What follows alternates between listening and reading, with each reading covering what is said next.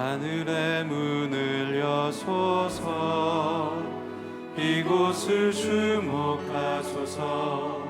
주를 향한 노래가 꺼지지 않으니 하늘을 열고 보소서. 이곳에 임재하소서. 주님을 기다립니다. 기도의 향기가 하늘에 닿으니 주여 임재하여 주소서. 이곳에 오셔서 이곳에 앉으소서. 이곳에서 드리는 예배를 받으소서. 주님의 이름만이 오직 주의 이름만 이곳에 있습니다. 오직 주의 이름만 이곳에 있습니다. 오직 주의 이름만 이곳에 있습니다.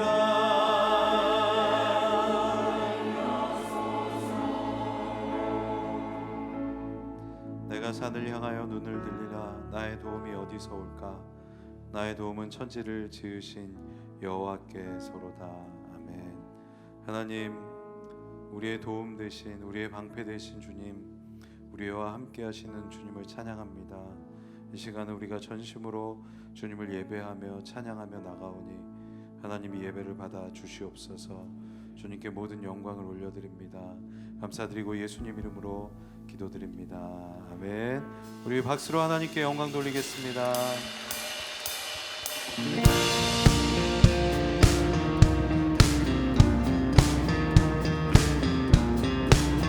새 힘어들이 주를 바랄 때, 새 힘어들이 주를 바랄 때, 주를 바랄 때, 우리 주를 바랄 때, 새 힘어들이 주를 바랄 때, 주를 바랄 때, 우리 주를 바랄 때, 주님 통치하시네. 소망 구원 주시는 당신은 영원하신 주.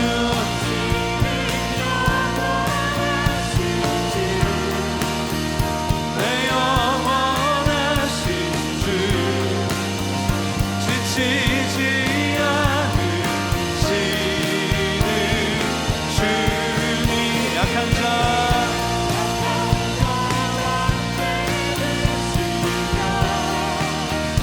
위로자 되신 주. 독수리 같은 힘 주시네. 자, 우리 다시 한번 힘차게 박수 치면서 선포하며 찬양합니다. 새 힘어들이 주를 바랄 때, 새 힘어들이 주를 바랄 때, 주를 바랄 때, 우리 주를 바랄 때, 새 힘어들이 주를 바랄 때, 주를 바랄 때, 우리 주를 바랄 때, 주님 통치하시네. 소망 구원 주시는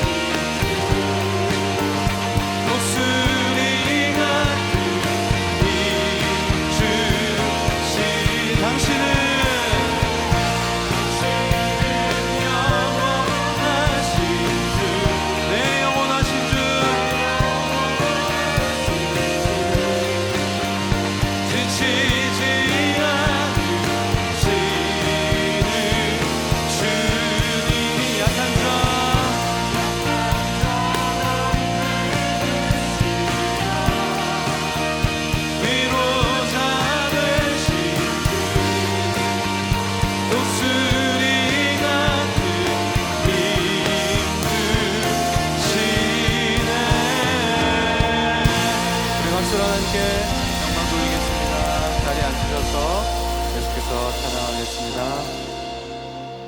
이 세상 엄하고 나 비록 약하나 늘 기도 힘쓰며 근원은 얻겠네.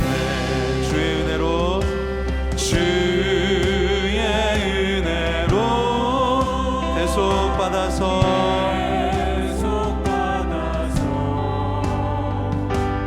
비와 같이 붉은 죄 눈같이 이겠네. 주님의 권능 한없이 크오니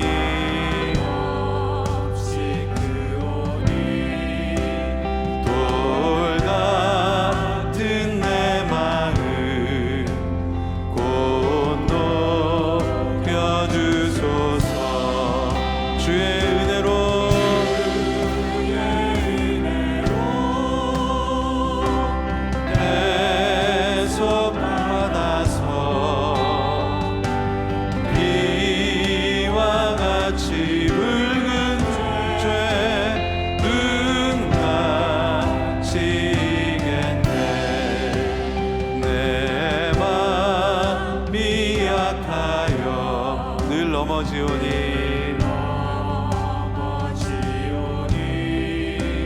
주 예수 힘주사 구세. 자 우리 다 함께 주의 은혜로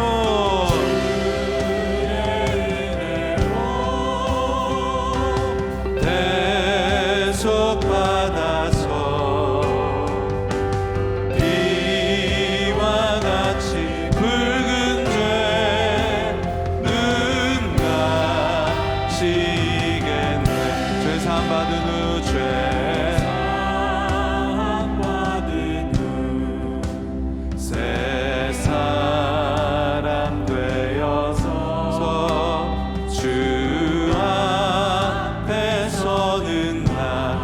찬송하겠네.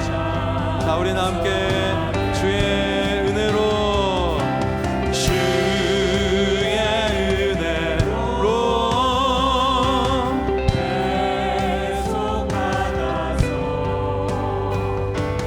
비와 같이 붉은 죄 눈같이 주의 은혜로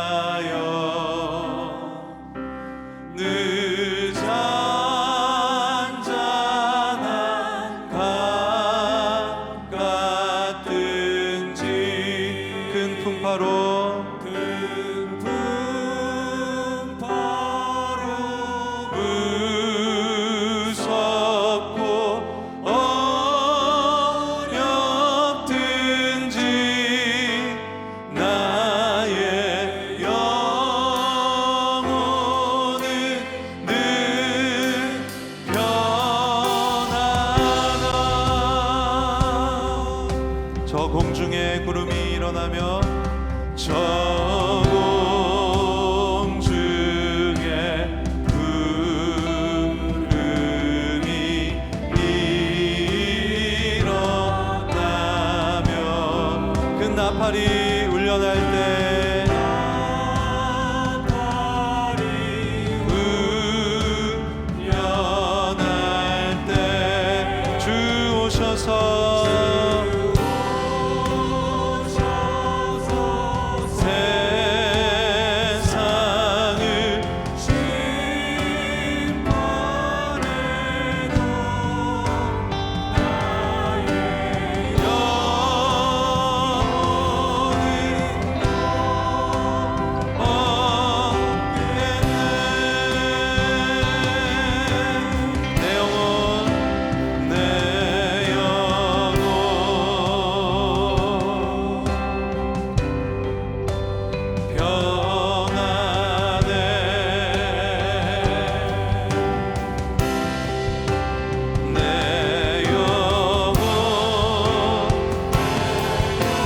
이 시간 두 손을 높이 들고 우리 영혼에게 선포하며 찬양합니다. 내 영혼, 내 영혼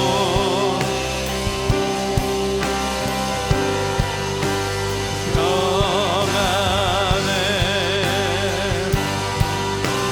내 영혼, 내 영혼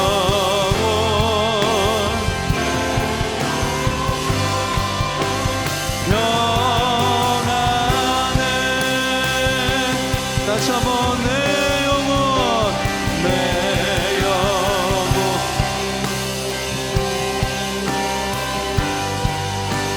평안해.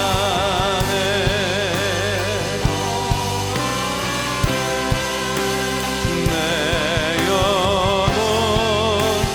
내 영혼. 자, 우리 두 손을 든 채로 함께 기도하겠습니다.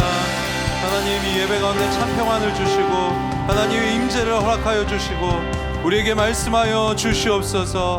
우리 주여 한번 외치고 간절히 기도합니다. 주여, 아버지, 이 예배 가운데 하나님이 주시는 참 평안과 하나님의 놀라운 은혜가 부어지게 하여 주시옵소서. 성령으로 충만하게 역사하여 주시옵소서. 주님, 은혜를 베풀어 주시옵소서. 아버지, 전심으로 주님 앞에 나가오니 주님 기름 부어 주시고 이 예배를 통해서 홀로 영광 받아 주시옵소서. 아버지 하나님, 은혜를 베풀어 주시옵소서. 아버지 하나님, 우리와 함께하여 주시옵소서.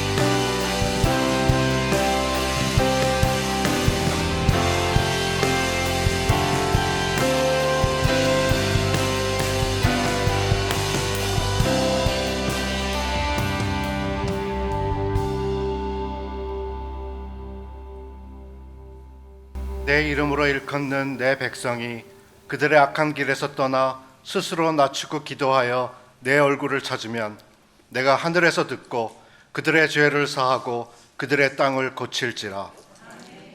우리 앞에 길을 내시고 때에 따라 물을 내시는 하나님 아버지, 우리를 불쌍히 여기사 엎드려 드리는 기도를 들으시고 응답하여 주소서. 오늘 거룩하신 여호와께 예배 드릴 수 있게 하시니 감사합니다. 오직 신령과 진정으로 예배하게 하셔서 우리에게 주의 성령이 충만케 하시고 이 성전에는 주의 영광이 가득 차게 하소서. 찬양을 올려드릴 때 기뻐 받으시고 말씀이 선포될 때 은혜와 축복을 넘치게 부으사 주님의 사랑을 알게 하여 주옵소서. 하나님의 말씀을 날마다 사모하며 감사함의 기도가 넘쳐나고 기쁨의 찬양이 터져나오게 하여 주옵소서. 주여, 우리를 환난 가운데에서 건져 주시옵소서. 세상에 죄가 가득합니다. 세상에서 살아가면서 우리도 모르게 많은 죄에 노출되었고 또 죄인의 길을 넘겨봅니다. 우리를 불쌍히 여기소서. 주님의 자녀된 우리를 지키고 보호하여 주소서. 내가 거룩하니 너희도 거룩하라는 말씀처럼 우리가 다시 거룩함을 회복하게 도와주소서. 우리와 동행하여 주시고 우리의 삶을 형통하게 하사 주어진 사명을 온전히 완수하여 본향에서 주님 다시 배울 때 내가 너를 기뻐한다는 말씀 듣게 하여 주소서. 내 영혼아, 네가 어찌하여 낭망하며 어찌하여 내 속에서 불안하여 하는고 너는 하나님을 바라라. 나는 내 얼굴을 도우시는 내 하나님을 오히려 찬송하리로다. 하나님의 언약을 붙잡고 기도합니다. 많은 사람들이 삶에 지치고 불안해합니다. 하나님이시여, 이들의 영혼을 위로하사 주님의 선하심과 도우심을 소망케 하소서. 모든 연단을 이겨낼 수 있는 더 큰 믿음을 허락하시고 그들의 간절한 기도를 들으사 고난에서 벗어나게 하소서. 우리 조국을 지켜주시고 북한 땅에도 예배가 회복되게 하소서. 특히 조국에 퍼진 질병을 치유하시고 어떤 상황에서도 전능하신 하나님을 바라게 하소서. 또한 미국의 영적 회복을 위해서 기도합니다. 느헤미야가 그랬듯이 미국의 무너진 믿음의 성벽이 재건되게 하소서. 다음 세대인 우리의 자녀들이 하나님의 길에서 벗어나지 않도록 지켜주시고 세상 지식과 자기 능력이 아니라 오직 하나님의 말씀과 인도하심을 구하게 하소서. 우리 얼바인 온누리교회가 주님의 십자가 사랑을 전하는 통로로 쓰임받게 하시고 또한 열방 가운데 복음을 전하는 선교사들을 통해 하나님의 살아계심과 위대하심이 드러나게 하옵소서. 예배를 위해 헌신하는 모든 성도들과 교역자들을 축복하시고 특히 하나님의 말씀을 대언하는 주의 종에게 성령으로 역사하옵소서. 오늘 이 자리에서 기도를 올려드리는 모든 간구가 하나님의 선하신 뜻대로 성취될 것을 믿습니다. 부디 응답하소서. 크고 비밀한 일들을 보여주소서. 지금도 살아서 역사하시는 생명 되시는 우리 구주 예수 그리스도의 이름으로 간절히 기도드립니다. 아멘.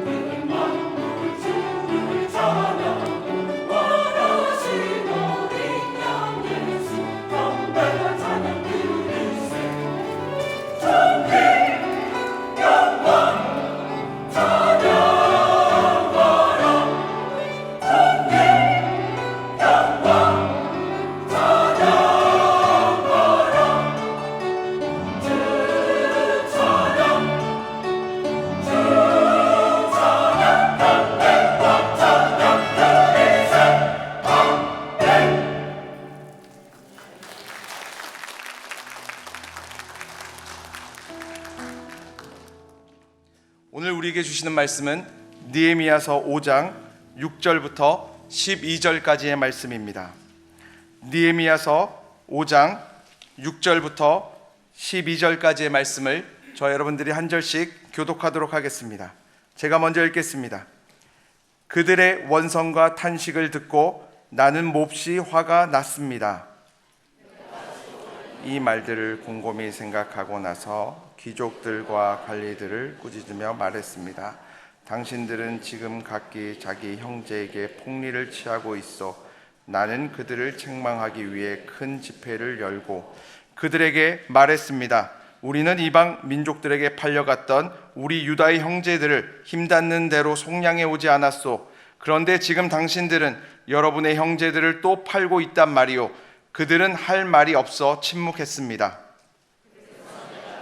말했습니다. 당신들이 하는 일은 옳지 못하오. 이제 여러분이 이방 민족들의 비방을 피하기 위해서라도 우리 하나님을 경외하며 살아야 하지 않겠소. 나와 내 형제들과 내 부하들도 백성들에게 돈과 곡식을 꿔줄 테니 이제부터는 폭리를 취하는 일을 제발 그만두시오. 포도원과 올리브 농장과 집들을 오늘 당장 그들에게 돌려주고 당신들이 그들에게 추징한 폭리 곧 돈과 곡식과 새 포도주와 기름의 100분의 1도 돌려주시오. 다 함께 읽겠습니다. 그들이 말했습니다. 우리는 돌려주고 그들에게서 아무것도 받지 않겠습니다. 말씀하신 대로 다 준행하겠습니다. 그래서 내가 제사장들을 불렀고 귀족들과 관리들로 하여금 약속대로 하겠다고 맹세를 시켰습니다. 아멘. 기도하는 주의 백성들의 소리에 응답하사 하나님의 은혜가 이 땅 가운데 회복될 줄로 믿습니다. 오늘 저들의 땅을 고치리라 라는 제목으로 하나님 말씀 함께 나눕니다. 톨스토이는 인생이란 무엇인가 라는 책을 통해서 인생을 이와 같이 묘사합니다. 한 나그네가 길을 가다가 우물에 빠지게 되는데 우물 끝까지 빠지지 않고 우물 중턱에 걸리게 됩니다. 우물 아래를 보니 독사떼가 가득 차 있는 것을 발견하여 이 나그네는 우물 아래로 내려갈 수도 없고 다시 힘차게 우물 위로 올라가려 하니 우물 위에 큰 사자가 입을 벌린 채 이 나그네를 잡아먹을 기세로 기다리고 있습니다. 다시 이 나그네는 고개를 돌려보니 이제 칡넝쿨이 있는 걸 보고 이제 칡넝쿨을 붙들고 잠시 이제 숨을 고르고 있는데 작은 구멍에서 나온 이 흰지와 검은지가 칡넝쿨의 뿌리를 깔아먹기 시작하는 겁니다. 어떻게 할 수 없는 위기 속에 고개를 돌려보니 눈앞에 이 작은 벌집이 있고 이 벌집 끝에 이 벌꿀이 맺혀 벌꿀이 떨어질랑 말랑 하고 있는 장면을 보게 됩니다.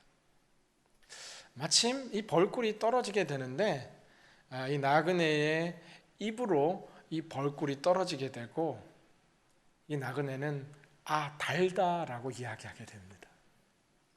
좀 어렵긴 한데 톨스토이는 이것이 인생이다라고 표현합니다.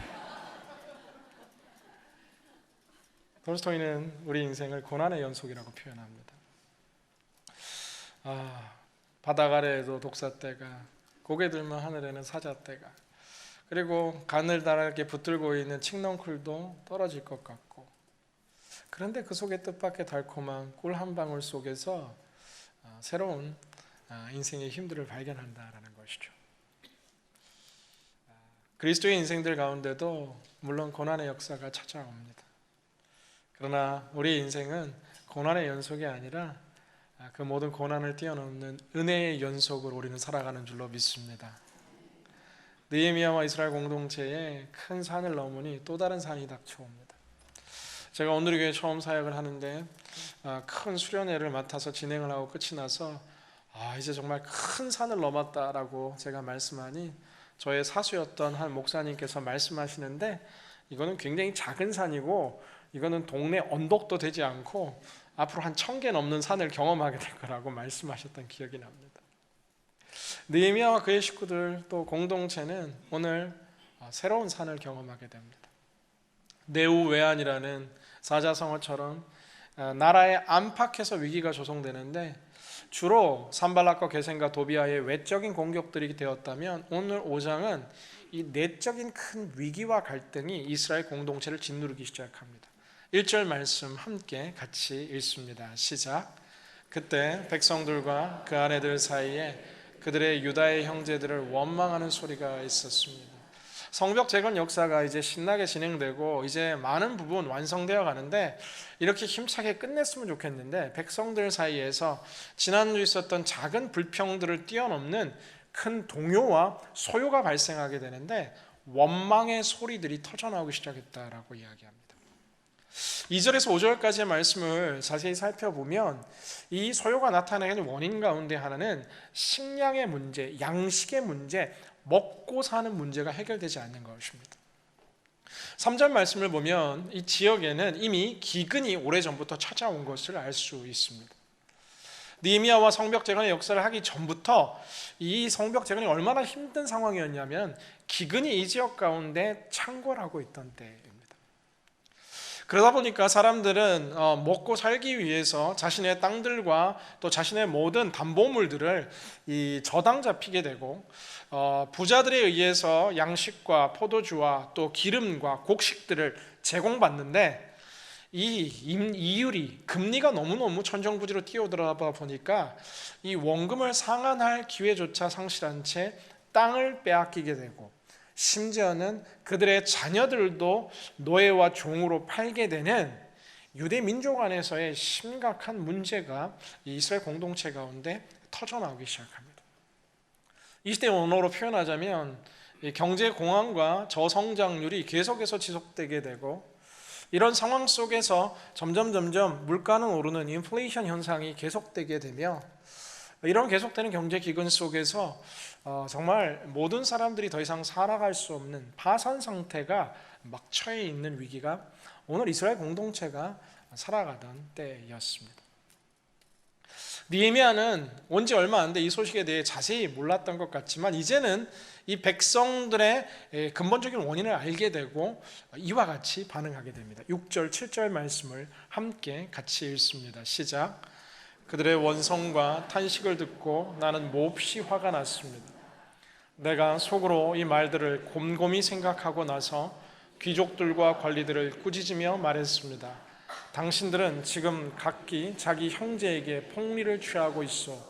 나는 그들을 책망하기 위해 큰 집회를 열었다. 6절 말씀에 느헤미야는 화가 몹시 났습니다. 너무 화가 난 것이죠.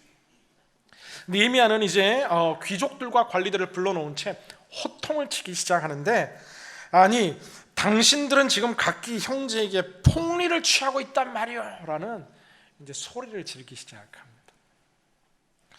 오늘 본문으로부터 시작되어 이어지는 내용 속에서 느헤미야는 오늘 이스라엘 공동체가 왜 이러한 위기를 겪고 있는지에 대한 정확한 영적 진단의 모습들을 우리에게 보여주고 있습니다.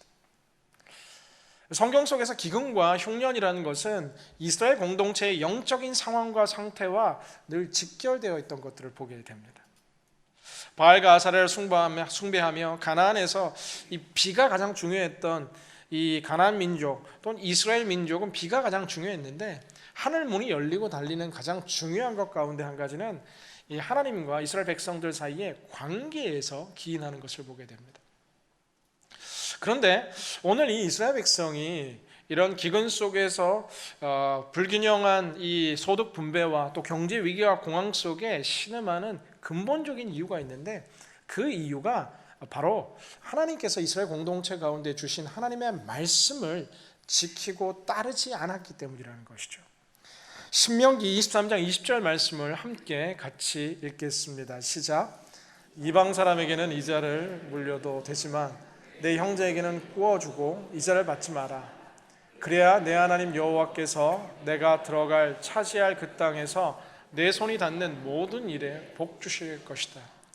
하나님이 복 주시는 인생을 이미 말씀해 주셨는데 동족 유대인들에게는 힘든 사람들 그냥 빌려주고 돌려받는 것은 괜찮지만 그러나 많은 이자, 오늘 성경 7절 가운데 등장하는 폭리라고 말하는 사채업과 고리대금은 하나님께서 무척이나 싫어하고 율법으로 이 금지하신 것인데 오늘 유대인들은 그 일들을 자행하고 있었다라는 것입니다. 8절 말씀을 함께 같이 읽습니다. 시작. 그들에게 말했습니다. 우리는 이방 민족들에 팔려갔던 우리 유다의 형제들을 힘닿는 대로 속량해 오지 않았소. 그런데 지금 당신들은 여러분의 형제들을 또 팔고 있단 말이오. 그들은 할 말이 없어 침묵했습니다. 폭리를 취할 뿐 아니라 이제 나중에 땅도 집도 모든 것도 다 빼앗고 난 다음에 그들의 자녀들 또한 노예로 파는 상상할 수 없는 무서운 일들이 지금 이스라엘 공동체 가운데 자행되고 있는 겁니다. 레위기 25장 47절에 49절을 보면 이스라엘 공동체 가운데 가난한 자가 어쩔 수 없이 팔려가게 될 때에 그의 형제들은 1차적으로 그 가난한 자들의 모든 빚들을 감당해야 될 속량의 의무를 하나님께서 주고 계신 것을 보게 됩니다. 그들이 만약에 재력이 없으면 3촌이든 4촌이든 6촌이든 8촌이든 이스라엘 공동체 속에 노예와 종이 존재하지 않게 하는 것이 하나님께서 레위기를 통해서 이스라엘 공동체 가운데 주신 율법의 제정이었습니다. 오늘 이스라엘이 기근을 통과하고 있고 오늘 이스라엘이 큰 공동체적 위기를 경험하게 된 가장 중요한 첫 번째 원인은 바로 불순종입니다. 하나님께서 하라고 하신 것들을 하지 않고 하나님께서 또한 하지 말라고 한 것을 하고 있는 이 뒤바뀐 우선순위 속에서 나오는 하나님의 말씀에 대한 불순종이 오늘 이스라엘 공동체를 이렇게 몰락하게 만드는 영적인 첫 번째 원인이 됩니다. 두 번째, 오늘 이스라엘 공동체가 무너지게 된 요인은 바로 사람들의 멈추지 않는 욕심이었습니다. 오늘 이스라엘 공동체의 모습에 특별히 귀족과 관리라는 이 리더십과 상층부, 부유층들은 계속해서 그의 재산을 늘려가는 것을 위해서 누군가가 고통당하는 것을 개의치 않습니다. 욕심이라는 것은 늘 멈추지 않고 더 무서운, 더 많은 것을 소유하기 위해 계속해서 전진하는 것처럼 우리의 삶 가운데도 욕심이 커지기 시작하면 하나님의 은혜의 샘들이 오히려 멈추게 되는, 하나님의 은총에서 벗어나게 되는 오늘의 위기를 경험하는 것입니다. 세 번째, 오늘 이스라엘 공동체가 했던 이 영적인 죄악 가운데 하나는 약한 자들과 이웃, 소외된 나그네와 고아와 객들을 돌보지 않았다라는 것입니다. 원래 이스라엘은 추수 때에 모든 이 밭의 한 켠에는 추수를 다 하지 않고 흘러있는 곡식들은 내버려 두게 되어 있습니다. 왜냐하면 그래야 가난하고 소외된 일을 할 수 없는 여인들과 또 고아들이 그 곡식을 주어 생활을 연명할 수 있었는데, 오늘 성경을 보건대 이스라엘 공동체에는 이런 덕이, 보아스의 밭에 있었던 헷세드의 덕이 사라져버린 채 철저히 자신의 욕심과 또 소외된 자들을 외면하는 이 냉정한 이기주의가 이 공동체 가운데 팽배했던 것들을 보게 됩니다. 뿐만 아니라 오늘 또 한 가지 우리가 주목할 만한 중요한 이스라엘의 범죄 가운데 하나는 9절 말씀입니다. 함께 같이 읽습니다. 오늘 본문 9절 말씀 시작. 그래서 내가 계속 말했습니다. 당신들이 하는 일은 옳지 못하오. 이제 여러분이 이방 민족들의 비방을 피하기 위해서라도 우리 하나님을 경외하며 살아야 하지 않겠소. 오늘 9절 말씀에 이방 민족들의 비방을 피하기 위해서라도 하나님 경외하고 똑바로 살아라라고 느헤미야가 도전하는 것입니다. 이 당시에 이스라엘 공동체의 삶이 얼마나 부족해 보였냐 하면 이방인들이 보기에도 저들은 정말 이 하나된 공동체가 아니다라는 욕을 먹을 정도의 이 붕괴되고 무너진 낮은 도덕성, 이 비도덕성으로 젖어 있었던 삶이 바로 이스라엘 공동체의 삶이었다라는 것이죠. 저는 오늘 본문에 이런 영적인 위기들을 바라보며 제 자신과 우리가 처한 이 위기를 빗대어 묵상하게 됩니다. 하나님의 말씀보다 세상의 지혜와 가치와 철학들이 한국 사회와 또 미국 사회와 한국인들을 지배하고 있고, 그런가 하면 더 갖기 원하는 끝없는 욕심 속에서 개인과 때로는 교회들도 이 욕심 앞에 흔들리는 모습들, 소외되고 연약하고 가난한 사람들을 향한 사랑의 눈물과 가슴 치는 아픔과 내 것을 깨어 나눠주는 헌신은 사라진 채 계속해서 우리만을 위한, 나 자신만을 위한 우리의 신앙의 모습은 아닌지 고민하게 됩니다. 뿐만 아니라 오늘 성경이 이야기하듯 이방인들에게 비방받는 이 당시 유대인 리더들의 모습들처럼 교회가 세상 속에 때로는 억울한 고통과 고난을 겪지만, 그러나 또 때로는 교회의 실수와 교회의 죄악과 성직자들의 타락으로 인해 그리스도의 영광이 땅에 떨어진 채 세상의 손가락질과 비방받는 이 시대의 위기의 모습이 오늘 느헤미야를 통해 우리 가운데 선포되고 있음을 봅니다.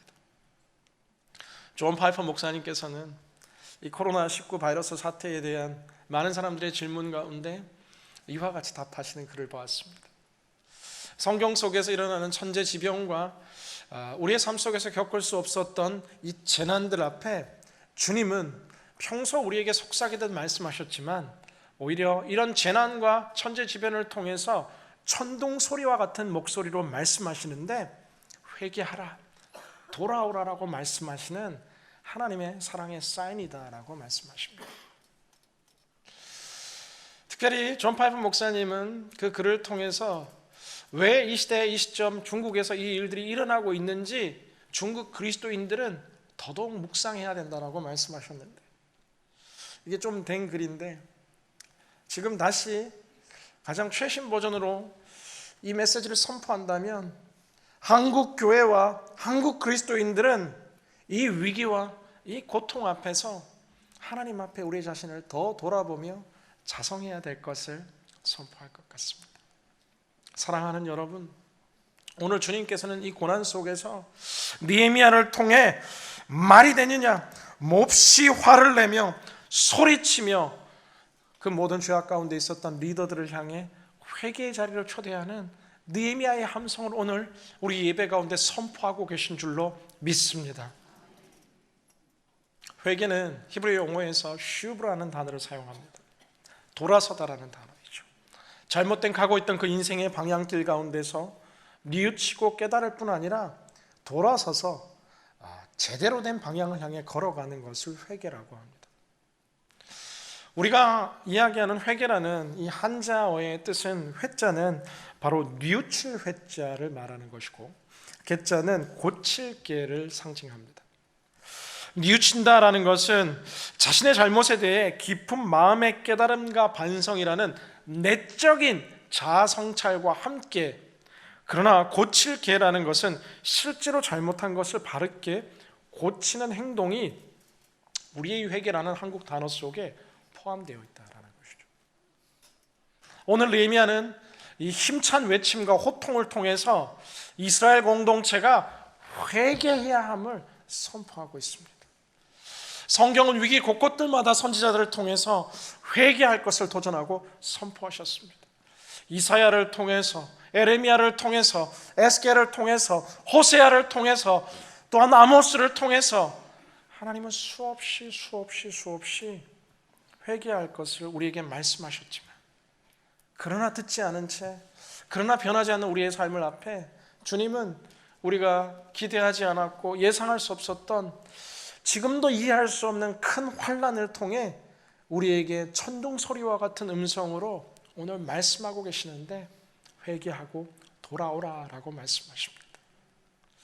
사랑하는 성도 여러분, 먼저 우리의 마음 가운데서 마음을 찢는 회개의 기도가 회복될 수 있기를 주님의 이름으로 간절히 기원합니다. 영적인 회복의 시작은 마음을 찢는 회개의 기도에서부터 시작되는 것입니다. 우리의 삶이 언제부터인가 너무 무뎌진 것은 아닌가, 제 자신을 되돌아보게 됩니다. 다들 그렇게 살아가는 것이 아닌가, 이 정도면 괜찮지 않나라는 상대적인 영적인 비교 우위 속에서 오히려 나보다 신앙이 부족한 자들을 향해 비판하고 정죄하고 때로는 판단하며 나는 성숙하고 완성된 그리스도인이라는 생각이 때로 오래된 이 신앙의 마음 가운데 자리 잡을 때가 참 많습니다. 그러나 주님 오늘 우리에게 너나 할 것 없이 나의 죄와 우리의 죄를 회개했던 느헤미야와 같이 마음을 찢는 회개의 기도가 필요함을 선포하고 있습니다. 이번 주 말씀을 준비하는데 한 목사님의 글을 보게 되었습니다. 한국 교회 가운데 왜 이렇게 어려운 일들이 일어났나 참회의 기도를 드리고 있는데, 특별히 한국 사회 속에서 지금 한국을 입국하는 것을 통제하는 나라가 전 세계 103개 나라가 되었습니다. 오늘 기준 철저히 입국을 막거나 아니면 격리를 시키거나 아니면 정말 불편하고 또 자존심 상하는 입국 절차를 따로 둔 나라가 100개국이 넘게 됐다는 것이죠. 그런데 그 나라들의 대부분이 한국에 와서 일했던 외국인 노동자들과 근로자들, 한국인들이 멸시하고 때로 무시하고 차별했던, 때로 우리가 이민생활 속에서 또 피부색이 달라 겪게 되는 그런 차별과는 비교할 수 없는 더 큰 차별을 일삼아왔던 한국인들을 향한 하나님의 경종을 참여하는 그 기도문을 받습니다. 우리가 힘들게 했던 그들이 이제는 그 땅 가운데 우리가 들어가지도 못하도록 우리를 거부하고 우리를 배척하고 있는 모습들 속에서 우리는 소외된 이웃들과 가난한 자들과 객과 고아를 돌보지 못한 죄를 참회해야 된다라는 음성이었습니다. 또 한 가지 글 속에서 지금 한국은 너나 할 것 없이 이 마스크를 착용하지 않고는 하루도 살아갈 수 없는 시간들입니다. 우리에게도 그런 날이 오지 않았으면 좋겠지만 예배 속에서도 마스크를 끼지 않을 수 없고 이제는 그 예배조차 드릴 수 없는 상황 속에 한국 교회와 그리스도인들이 그동안 참 많은 말을 하고 많은 이야기를 했는데, 그러나 그 이야기대로 살지 못할 뿐만 아니라 때로는 잘못된 말을 하며 거짓말을 일삼으며 속이는 말을 하며 사람들을 깎아내리는 비방과 정죄를 했던 우리의 입술을 주님께서 이제 멈추게 하시고 하나님의 음성에 귀 기울이라는 하나님의 또 다른 참회와 회개의 메시지가 이 고난 속에서 우리에게 주어지고 있다는 사실입니다. 데이비 프라임 목사님이 쓰신 복음이 울다라는 최신간의 책이 있습니다. 이 책에 보면은 데이비 프라임 목사님과 두 명의 동역자가 네팔 선교를 위해서 이제 네팔 지역을 트레킹하며 이제 에런이라는 이제 미국에 살다가 목회하다가 모든 목회를 그만두고 온 가족을 데리고 네팔 가장 힘든 오지에 생활하면서 정말 그 땅의 인신매매와 그 땅의 알코올 중독과 그 땅의 참혹한 현실 속에 사역하는 사역자와 함께 그 네팔의 상황을 이 트레킹을 통해 보는 여정을 기록한 책입니다. 이 참혹한 그 삶의 현장이 다 끝나갈 무렵 이 책의 끝단에는 이제 이 데이비 프라임 목사님이 이제 질문하는 거죠. 에런, 당신은 왜 이곳에 오게 됐냐라는 질문을 하게 됩니다. 정말 듣고 싶냐라는 질문 속에 정말 듣고 싶다라고 데이비 프레스는 다시 질문하게 되고, 내가 이곳에 온 이유는 짧게 설명하는데 말만 하기가 지긋지긋해서요라고 이야기합니다. 목사로서 수많은 설교를 하고 목회자로 열심히 달려왔는데 데이비 프라임 목사님, 이제는 제가 말만 하고 살아가는 제 자신이 지긋지긋해서 하나님 부르심을 쫓아 이 네팔 히말라야 오지 산맥에 오게 되었다라는 것입니다. 사랑하는 여러분, 이 위기 앞에 우리는 누구의 잘잘못을, 때로는 또 정확한 분석과 대응들을 위해 우리가 늘 준비하고 있지만 우리 자신의 마음을 찢는 회개와 간구가 다시 회복될 수 있기를 주님의 이름으로 간절히 기원합니다. 우리의 말 속에서, 우리의 행동 속에서, 우리의 삶 속에 있었던 하나님 기뻐하지 않는 일들을 먼저 마음을 찢고 회개하는 것에서부터 이 땅의 회복은 시작됩니다.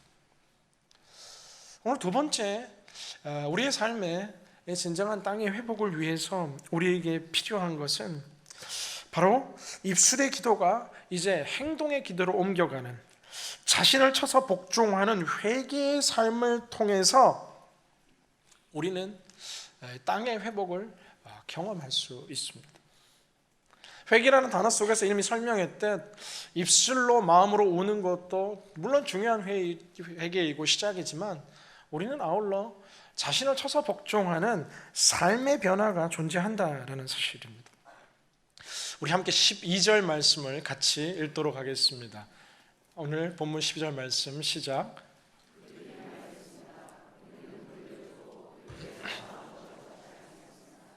말씀하신 대로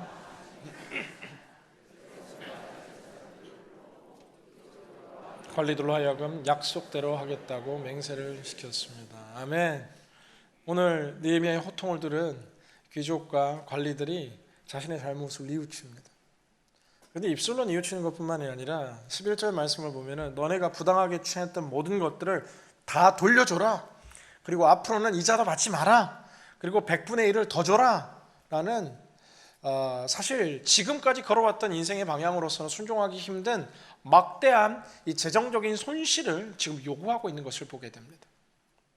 그런데 오늘 이 느헤미야의 회개와 선포를 들었던 이스라엘의 리더들은 이제 우리가 돌이키겠다라고 말하며 당신의 말대로 하겠습니다라고 이야기합니다.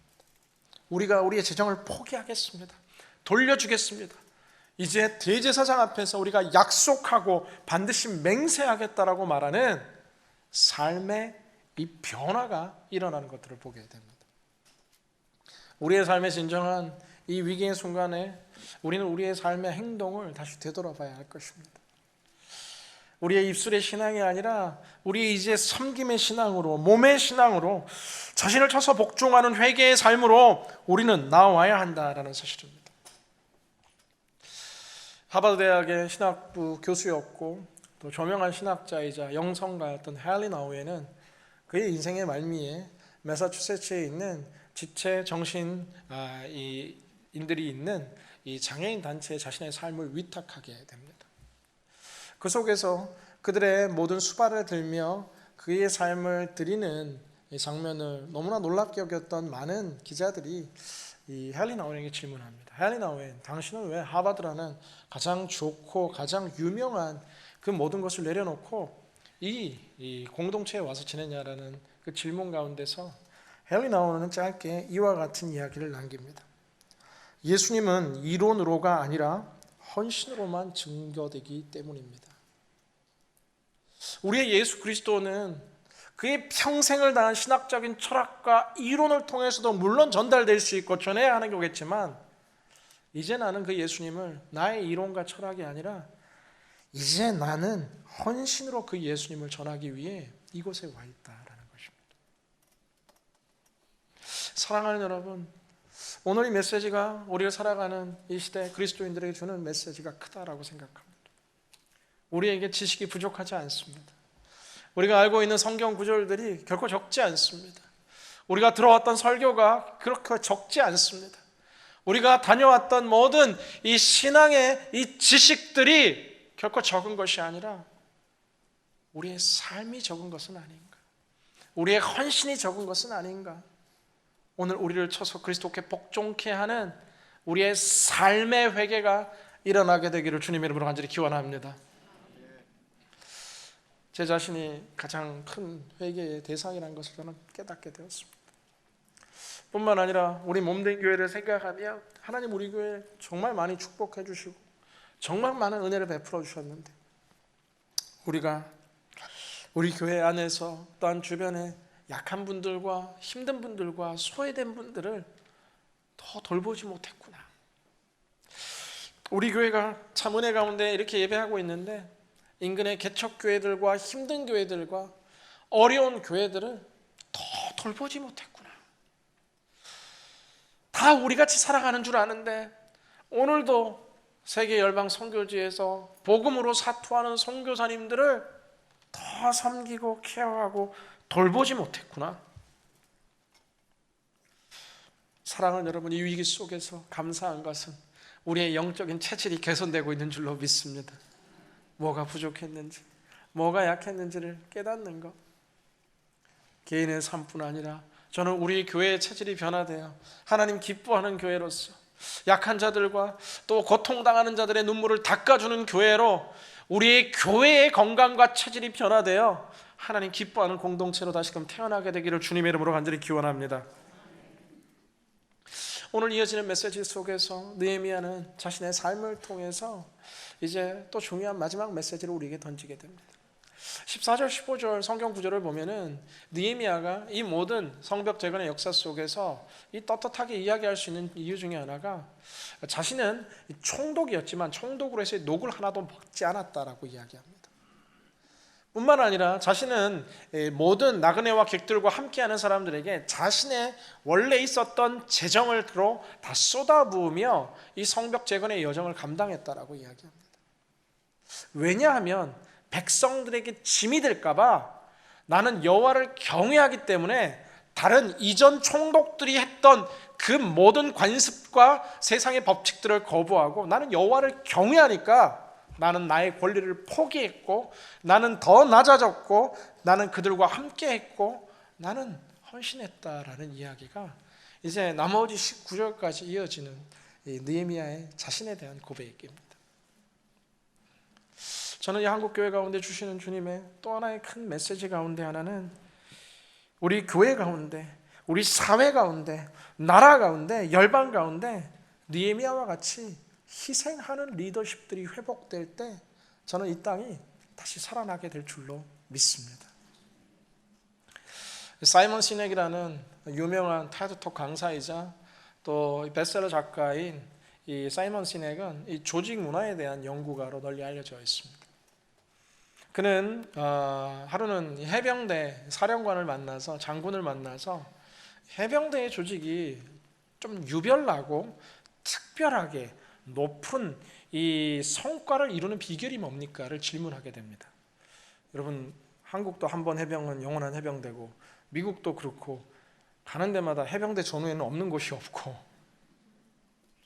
그런데 이 사령관이 이제 이야기하는데 그 비결이 뭔가 거창한 것이 아니라 짧은 한 문장을 이 사이먼 시넥에게 알리는데, 왜냐하면 장교들이 맨 마지막에 먹기 때문입니다 라고 이야기합니다.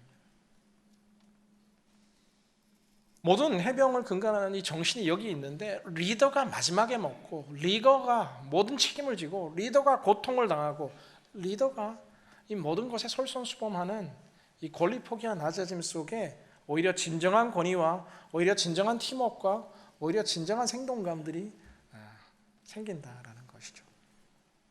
사랑하는 여러분, 조국 교회와 우리가 처한 이 대한민국의 상황을 바라보며 많은 분들이 안타까워합니다. 그러나 우리가 기도하는 가장 또한 중요한 기도의 제목 가운데 하나는 이 민족과 나라 가운데 하나님 느헤미야와 같은 위대한 겸손한 리더와 권리를 포기하고 헌신하는 리더들이 서게 하여 주시옵소서. 저를 포함한 이 시대 목회자들이 더 낮아지며 더 겸손하며 더 생명과 결단과 하나님을 향한 간구가 회복될 때에 이 땅은 살아나게 될 줄로 믿습니다. 저만 혼자 그렇게 하려니까 좀 힘들어서, 성경은 우리에게 왕 같은 제사장이라고 말합니다.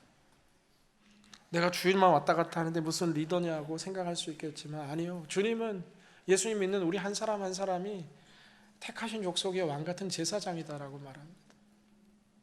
우리가 사회 속에서 느헤미야처럼 자신의 권리를 포기하고 낮아지고 섬기게 될 때에 하나님께서 주시는 이 땅의 회복이 속히 오게 될 줄로 믿습니다. 오늘 말씀 맺고자 합니다. 최근 계속해서 마음이 좀 이렇게 힘든 시간들이 계속되는 것 같아요. 제가 오늘 올라오기 전에 김만 목사님한테 오늘 울지 마라, 나도 안 운다. 오늘 이게 우울하게 하지 말고 오늘 기쁘게 하자. 물론 가벼운 기쁨이 아니라 진지하지만 우울하지 말자, 뭐 이런 이야기를 교역자들과 나눴는데, 하용조 목사님 글을 다시 펼치게 되었어요. 나는 교회를 생각하면 눈물이 난다. 가슴이 울렁거리고 감격한다. 영광스러운 주님의 교회가 이 세상 한복판에서 예수 그리스도를 증거하고 예수 그리스도의 깃발을 높이 들 것을 생각한다. 성령 받은 교회, 기적을 행하는 교회, 사람을 살리는 교회, 꿈을 꾸고 환상을 보는 교회, 이 세상을 구원하고 하나님의 나라를 이루는 교회, 이 교회가 바로 온누리 교회이다. 나는 온누리 교회를 위해 죽기를 원한다. 설교하다 죽기를 원하고, 기도하다 죽기를 원하고, 선교지에서 선교하다 죽기를 원한다.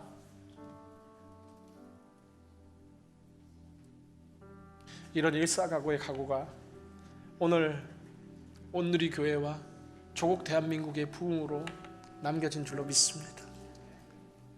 누가 교회를 위해 이제 목숨 걸어야 합니까? 누가 조국을 위해 목숨 걸어야 합니까? 누가 나라를 위해 자신을 드리겠습니까? 부족하지만 제가 그렇게 되고 우리 모든 믿음의 그리스도인 한 사람 한 사람이 자신의 마음을 찢는 회개와 자신을 쳐서 복종하는 회개의 삶의 변화와 권리 포기와 헌신과 낮아짐의 리더십이 될 때에 하나님 저 땅을 고치시는 역사가 일어나게 될 줄로 믿습니다. 마지막 역대하 7장 13절 14절 읽고 함께 찬양하겠습니다. 내가 하늘을 닫아 비가 오지 않거나 메뚜기 떼의 명령에 이 땅에 생산물을 갉아먹게 하거나 내 백성들 가운데 전염병을 보낼 때 내 이름으로 불리는 내 백성들이 악한 길에서 돌이켜 스스로 낮아져 기도하고 내 얼굴을 구하면 내가 하늘에서 듣고 그들의 죄를 용서하며 그 땅을 고칠 것이다. 아멘. 함께 찬양하며 기도하며 주님께 나아갑니다.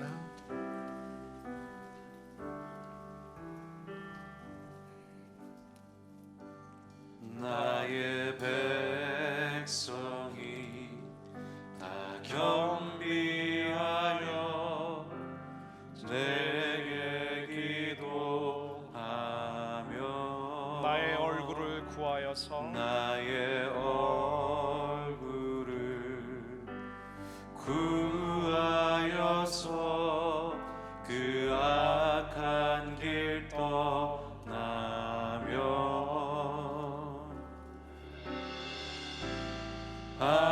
하늘에서 듣고 죄를 사하며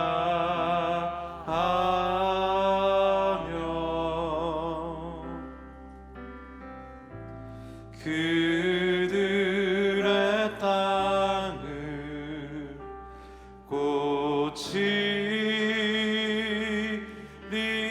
손들과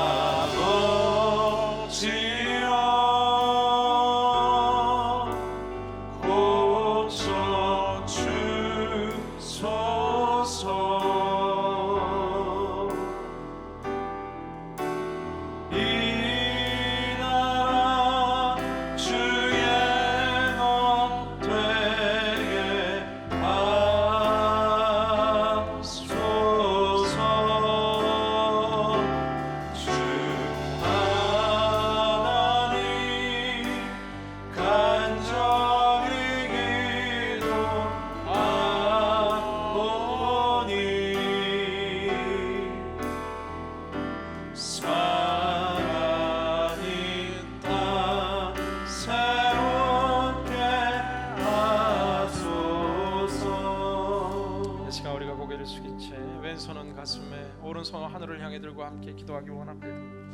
주님이 크고 놀라운 사태 속에서 오늘 먼저 나 자신이 마음을 찢는 기도의 회개자가 되게 하시고 자신을 쳐서 복종하는 회개의 삶을 회복하게 하여 주시고 낮아지고 희생하며 권리를 포기하는 리더로 서게 하여 주시옵소서. 함께 기도하며 주님께 나아갑니다.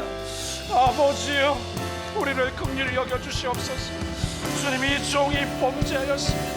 이 종이 기도하지 않았고 이 종이 높아졌고 주님이 이 종의 완악한 마음들과 오늘 이스라엘 공동체 가운데 있었던 모든 말씀을 떠난 불순종과 욕심과 이기주의와 세상에서 지탄받는 비도덕성들이 우리의 삶의 자리를 뒤덮고 있었음을 바라봅니다. 주님 긍휼히 여겨주시고 주님 이 종을 용서하여 주시옵소서. 우리를 용서하여 주시옵소서. 주여, 우리의 마음을 찢으며 우리의 자신을 쳐서 그리스도 예수의 법 가운데 복종케 되길 원합니다. 우리의 삶을 변화시켜 주십시오. 입술의 신앙에서 이제는 행동의 신앙이 되게 하시고 입술의 기도에서 삶의 기도로 우리를 변화시켜 주시옵소서. 주님, 우리가 낮아지고 더 낮아지게 하여 주시옵소서. 느헤미야처럼 자신의 삶을 깨며 자신의 인생을 죽게 드리는 그리스도와 백성과 같이 하늘의 하나님 아버지 주시는 신실하신 상황과 신실하신 뜻들이 주님 오늘 우리의 모든 삶과 인생 길들 속에 성취되게 하여 주시옵소서. 오 주여, 이 땅 고쳐주시고 주여, 이 땅 새롭게 하여 주옵소서. 아버지여,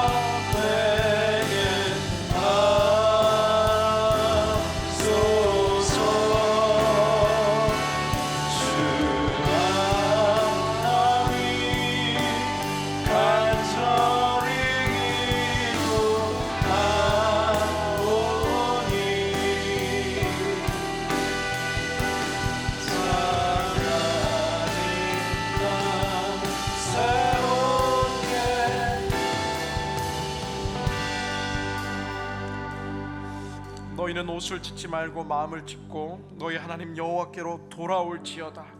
그는 은혜로우시며 자비로우시며 노하기를 더디하시며 인애가 크시사 뜻을 돌이켜 재앙을 내리지 아니하시나니.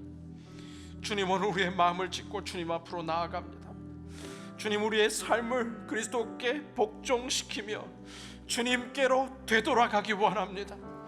주님, 우리의 삶이 느헤미야와 같이 낮아지며 겸손히 서는 왕같은 대제사장의 리더로 살아가길 원합니다.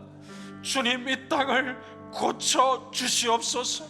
주님, 우리의 나라를 고쳐 주시옵소서. 주님, 교회들을 고쳐 주시옵소서.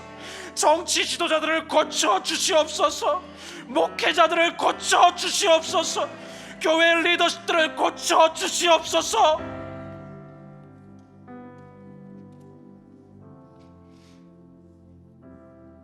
다시 성령 받는 교회, 기적을 행하는 교회, 사람을 살리고 꿈과 환상을 보는 교회의 꿈들이 이 환난 속에서 피어나게 하여 주옵소서. 우리를 위해 죽으시며 살아나셨으며 그 누구보다 이 땅을 고치기 원하시는 우리 구주 예수님 이름으로 간절히 기도드리옵나이다. 아멘. 저희 3월 함께 드리는 비전헌금은 특별히 중국 북경과 또 단동과 또 청도와 대련 중국의 이 5개 교회를 위해서 저희가 비전헌금 드리기 원합니다.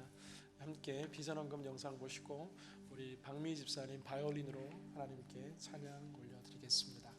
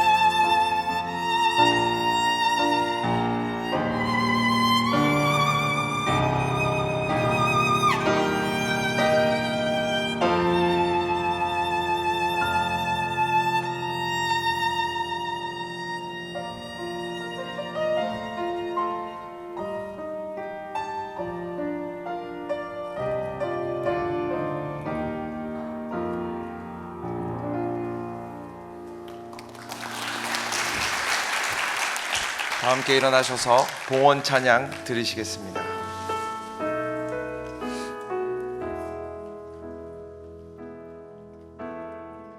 세상은 들리고 사람들은 변하여도 나는 주를 섬기니 주님의 사랑은 영원히 변하지 않네. 나는 주를 신뢰. 오직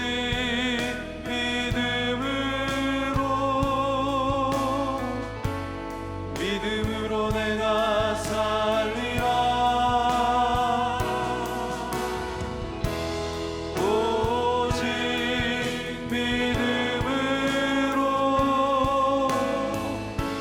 믿음으로 내가 살리라. 오직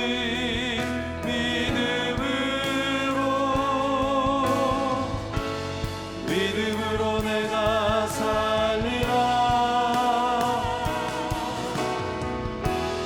오직